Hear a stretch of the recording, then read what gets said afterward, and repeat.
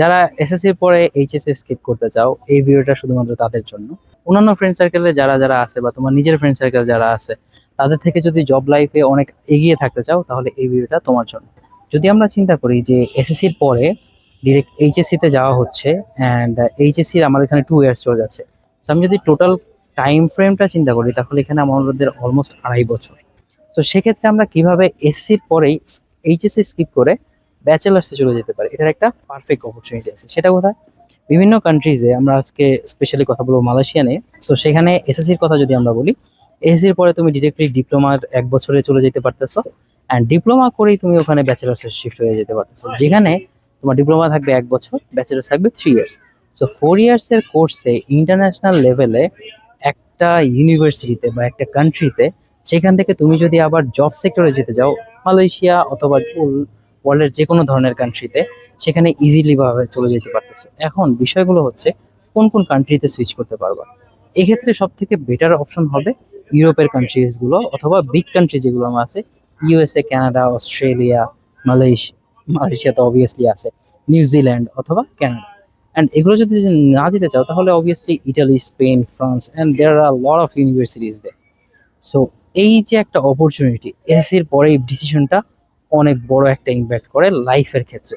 বাংলাদেশের current situation অনুযায়ী সবাই চিন্তা করে যে বিদেশ চলে যাবে, কিন্তু কতটুকু আগে গেলে এটা লাইফ সাপোর্টিভ হবে। And as a middle class ফ্যামিলির স্টুডেন্ট, অথবা মিডল ক্লাস বিলং করা, lower middle class, middle class, অথবা হাই মিডল ক্লাসের যারা আমরা স্টুডেন্টস অথবা বাচ্চা কাচ্চারা আছো তোমরা, সেক্ষেত্রে এই জিনিসটা অনেক ইম্প্যাক্টফুল। এখন যদি ফিউচার জেনারেশন চিন্তা করো, যে ফিউচার তোমার এআই, সবকিছু কিন্তু ওয়ার্ল্ডে সবকিছু চলে যাচ্ছে এআই এর উপরে। সো এই বিষয়গুলোর সবকিছু চিন্তা করেই তোমাকে ডিসিশন নিতে হবে যে তুমি বাংলাদেশে পড়ালেখা করবা, নাকি সেম টাইমের থেকে কম টাইম বাইরে ইম্প্যাক্ট করবে। সো এই বিষয়গুলো যদি আমরা যারা গার্ডিয়ান আছি, তারা যদি একটু চিন্তা ভাবনা করি, যে ব্যাচেলার্স বা হচ্ছে অনার্স, অনেকে আবার বাংলাদেশে ডিপ্লোমাও করে। সো সেটাও আর একটা গুড অপশন। বাট সেক্ষেত্রে এটা কি আমার বাইরের দেশে ভ্যালু রাখতেছে? আমি যদি কখনো বাইরের কান্ট্রিতে যাই, তাহলে কি এটাকে আমাকে ভ্যালু রাখতেছে? অবভিয়াসলি এখানে অনেক বড় একটা ইম্প্যাক্ট থাকবে, যে ডিপ্লোমা করার পরে যারা স্টুডেন্টস আছে, তাদের এই ডিপ্লোমার ডিগ্রিটা আমাদের বাংলাদেশে কিন্তু অনেক ক্ষেত্রে ভ্যালু দেওয়া হয় না, but it's a big thing. এটা ওয়ার্ল্ডের বিভিন্ন জায়গায় কিন্তু অ্যাকসেপ্টেবল হয়।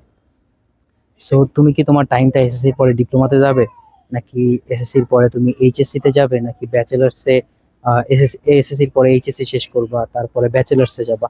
সো এই যে টাইম লাইনটা আমার 6 থেকে 7 বছর চলে যাচ্ছে, এই 7 থেকে 8 বছর, আর মাঝখানে যদি কোনো ন্যাচারাল ডিজাস্টার যদি না হয়, তাহলে টাইমটা শর্ট।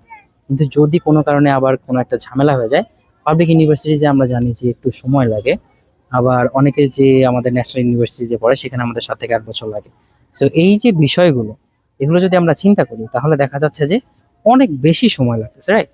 সো আমরা এই জায়গাগুলো থেকে অনেক কম ইম্প্যাক্টফুল যে লাইফস্টাইলটা, বা হচ্ছে আমরা ফিউচার জেনারেশন যদি চিন্তা করি, ইভেন তুমি যদি চিন্তা করো যে তুমি এসি পরে একটা জবে চলে যাবা, সো এই যে লাইফস্টাইলটা তোমার আছে, এটা চিন্তা করতে গেলে অবভিয়াসলি বাংলাদেশ থেকে বের হইতে হবে।